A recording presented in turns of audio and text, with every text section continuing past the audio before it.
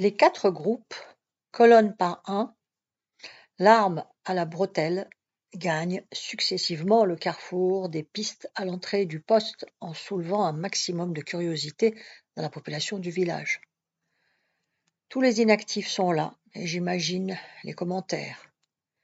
Il faut dire que notre troupe en tenue de combat, le calot noir des marsouins, crânement penché sur le front, ne manque pas d'allure. Bien sûr, c'est pas la Légion, mais ces montagnards ont la foulée souple de ceux qui sont capables de marcher en pleine montagne pendant des heures sans se fatiguer. Quelques femmes en retrait ont posé à terre leurs fagots de bois mort sous prétexte de se reposer, mais à travers leur foulard, je me rends compte qu'elles n'en perdent pas une. Les fils du téléphone arabe vont encore fonctionner. Une bise aigre, sourd ou court sous les oliviers et nous rappelle que c'est l'hiver. Des bandes de corbeaux criards se disputent à grand bruit quelques déchets sur le tas d'ordures derrière les barbelés. Après un bref essai radio, chaque chef de patrouille, carte et boussole en main, s'éloigne aux 4 coins de la rose des vents. Je prends la direction du nord, vers Cap Ginette. Nous ratissons une portion de terrain broussailleuse coupée de haies de figuiers de Barbarie aux épines redoutables, ainsi qu'un oued tapissé de lauriers roses où coule un filet d'eau qui se déverse dans la Grande Bleue à une dizaine de kilomètres de là. Barthélemy est avec moi et mon fidèle Arki Mokrane marche juste derrière. Je comprends qu'il s'est constitué spontanément mon garde du corps. Halte, formation en ligne. Nous allons fouiller la colline et l'oued devant nous. Approvisionnez vos armes, pas de doigts sur la détente. En quelques secondes, ils sont prêts. Le claquement des culasses me procure un petit frisson. Nous sommes seuls. 14 stagiaires et 3 à l'encadrement. Un mauvais con pourrait très bien nous tirer à bout portant comme des lapins. Que celui qui n'a jamais eu peur me lance la première pierre. Du coin de l'œil, j'observe le visage tendu de Barthélemy, le taciturne. Il doit ressentir la même appréhension. C'est le risque à courir pour gagner l'enjeu. C'est parti. Ils manœuvrent comme des soldats chevronnés. Au centre du dispositif, je surveille la progression. Lentement, on ouvre l'œil, on fouille tous les buissons. Au moindre indice, on s'arrête, on lève le bras. Tout le monde reste sur place. Point n'est besoin de répéter 2 fois la même chose. Tous. Les sens aux aguets, ils inspectent chaque accident de terrain, fouillent les broussailles, les figuiers de Barbarie.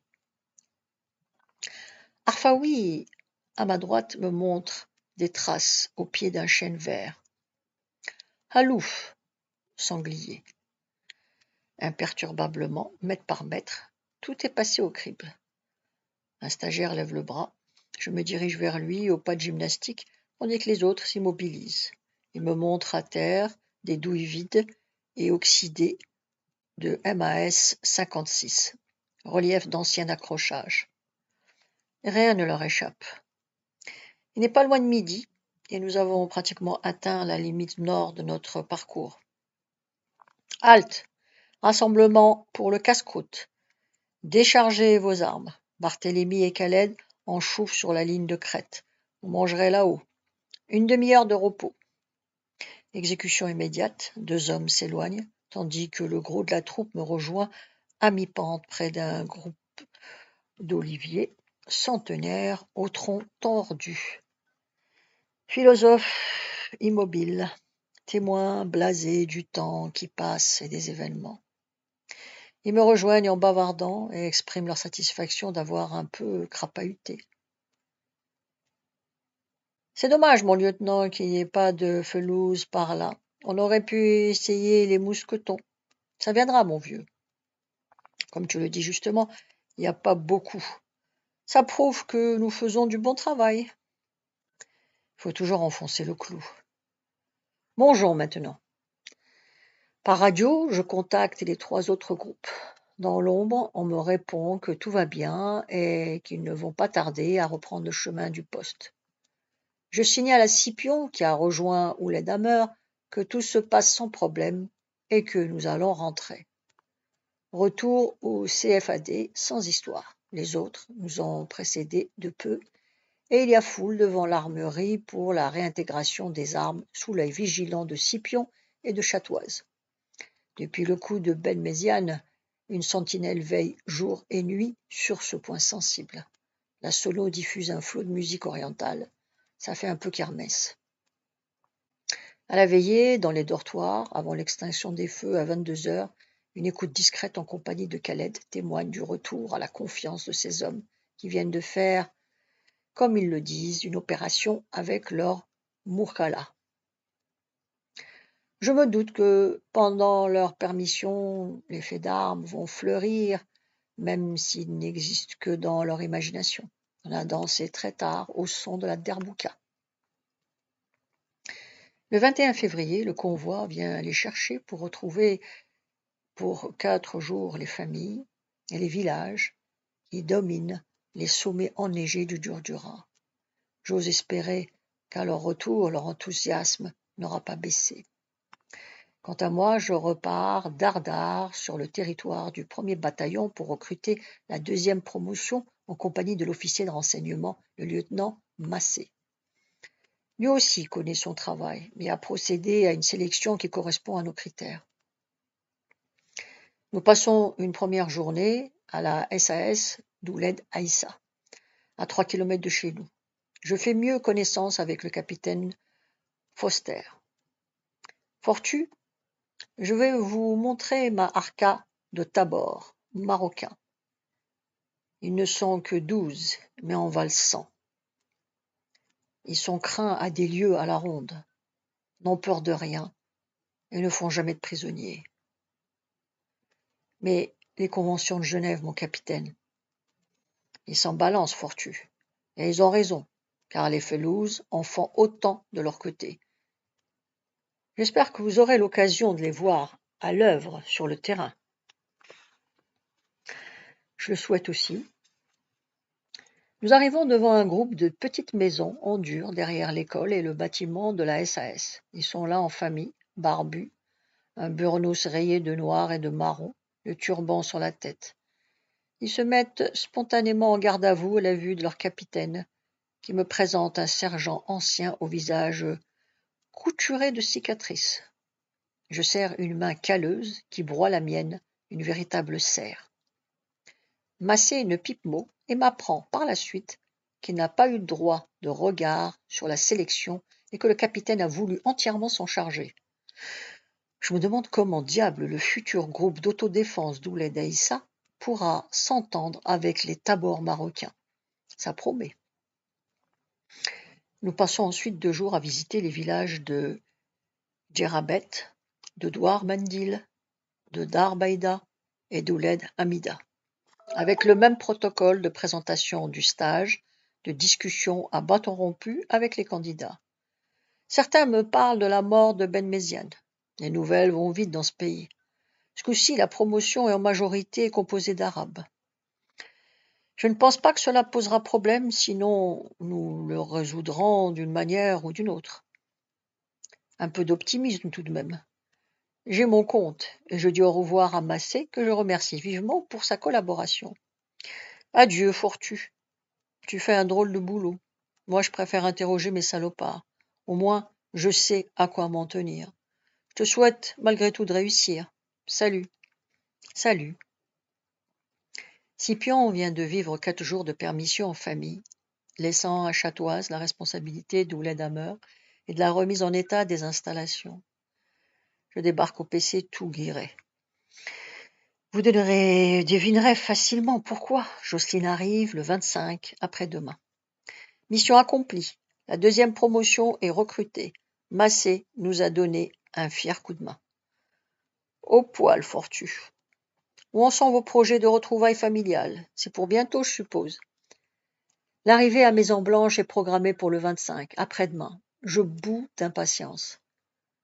Vous disposerez de 3 jours de permission pour accueillir vos chers trésors. Merci pour mes chers trésors.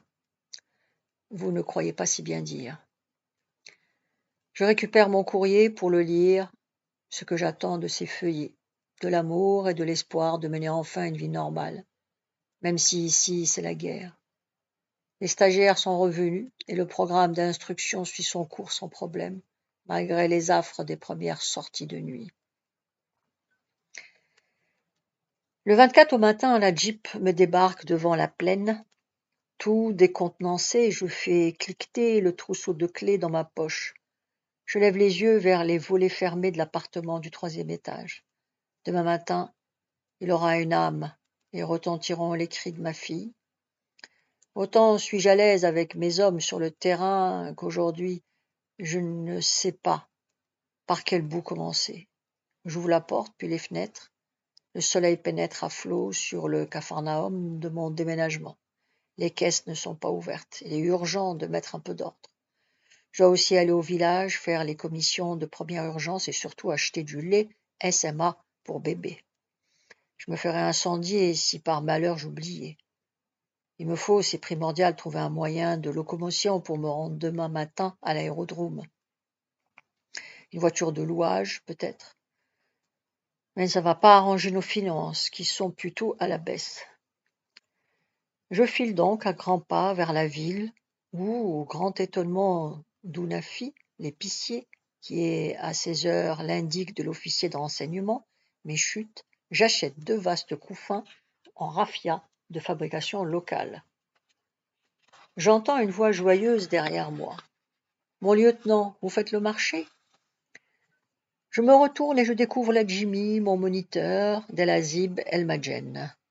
Nous nous serrons amicalement la main, tout contents de nous retrouver. « Eh oui, mon vieux, je fais les commissions, ma famille arrive demain. » « Puis-je faire quelque chose pour vous ? » ?»« Peut-être. » « Connaîtriez-vous par hasard un garage qui loue des voitures ou un taxi de confiance pour faire l'aller-retour sur Maison Blanche demain matin ? » ?»« Pas de problème, ma voiture est au garage Peugeot qui appartient à mon oncle. Venez donc avec moi, c'est un peu plus loin. Ça la fera rouler et j'éprouve du plaisir à vous rendre ce petit service. Vous êtes vraiment sympa, la Jimmy. Je saurai m'en souvenir. 5 minutes plus tard, je suis au volant d'une 203 qui va me rendre un peu de frais et un éminent service. J'achète 2 boîtes du fameux lait absolument nécessaire pour ma fille. Ensuite, je passe dans les différents commerces. Quelques minutes plus tard, je suis de retour à la plaine. Je dépose mes emplettes dans un coin et je me livre à divers rangements. J'ai vite la tête qui tourne et mon admiration pour la femme au foyer n'a pas de limite. J'oscille à penser au balai, aux serpillères, aux seaux. C'est une invite à laver le carrelage qui en a besoin, et qui en a plutôt bien besoin. Le soir tombé, épuisé, je me couche dans le grand lit à 2 places, où je me permets quelques idées roses. Aux aurores, je me lève en vitesse. L'atterrissage est prévu pour 10 heures. Je suis assez vite à l'aéroport et je m'installe sur une terrasse d'où je domine la piste. À 50 mètres, je vais sûrement les reconnaître. Je piaffe d'impatience. Les voilà, ce sont elles. Ma petite blonde tient son précieux fardeau, emmitouflé jusqu'aux yeux dans ses bras. Soudain, comme par télépathie, nos regards se croisent. Je descends au galop vers l'aire d'arrivée. La page de notre interminable séparation vient d'être tournée, enfin réunie. Les grandes joies comme les grands malheurs sont muets. Après un long baiser, je prends Martine dans mes bras pour déposer un bisou sonore sur le bout de son nez. Elle se met à hurler devant les privautés que se permet ce grand escofif de militaire. Ne t'en fais pas, mon chéri, elle s'habituera vite à la présence de son papa. Nous allons filer de suite vers Bosch Benayel. Un ami algérien a eu la gentillesse de me prêter sa voiture. Nous roulons à présent sur la route de Tizi Ouzou. Il y a beaucoup de camions militaires. Ce sont des opérations? Non, plutôt des convois de ravitaillement. Les opérations ne se font pas sur les routes nationales, mais dans le Djebel. Nous traversons Ménerville. Comment se fait-il que les magasins soient fermés? C'est pas dimanche pourtant. Ma biche, les magasins ne sont pas fermés, mais protégés par des grilles pour éviter les attentats. Regarde l'autobus qui passe. Lui aussi a des vitres grillagées. Une grenade ne pourrait pas exploser à l'intérieur. Ça promet, nous étions plus tranquilles en Tunisie. Pourquoi cet hélicoptère qui vole au-dessus de nous porte-t-il une espèce de coquille sur le côté? C'est pour transporter les blessés graves à l'hôpital Mayo, à Alger. Petit à petit, elle découvre qu'elle a débarqué dans un pays en guerre. Nous arrivons à Borj Menaïel, quelques centaines de mètres plus loin. À la vue de la grande rue bordée de petits immeubles et de commerces aux devantures banales, elle décrète: « Mais c'est un trou. Tu appelles ce village minable une sous-préfecture? » Peut-être, mais nous sommes enfin réunis. C'est ce qui compte, non? Tu as raison. Ne te fais pas de soucis. Je me mettrai vite à la page. La suite demain. Vous pouvez vous abonner.